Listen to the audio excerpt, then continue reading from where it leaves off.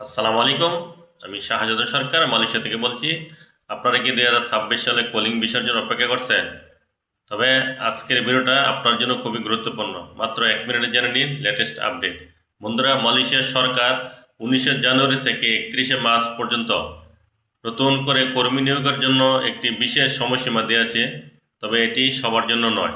কিছু নির্দিষ্ট সেক্টর যেমন ম্যানুফ্যাকচারিং, কনস্ট্রাকশন এবং এগ্রিকালচার খাতের জন্য একটি সুযোগ থাকছে। বিশেষ করে যারা আগে মালয়েশিয়া থেকে চলে গেছে তাদের জায়গায় নতুন কর্মী নেওয়ার প্রক্রিয়া সহজ করা হয়েছে। একটা কথা মনে রাখবেন, এবার কিন্তু কোনো দালালের মাধ্যমে নয়, সরাসরি নিয়োগকর্তাদের আবেদন করতে বলা হয়েছে। তাই কারোর মিষ্টি কথা বলে বড় অঙ্কের টাকা লেনদেন করার আগে অবশ্যই ভিসা এবং কোম্পানির ডিমান্ড লেটার যাচাই করে নেবেন। এরকম সঠিক ভিডিও পেতে আমাকে ফলো দিয়ে রাখুন। সকলে ভালো থাকবেন। আল্লাহ হাফেজ।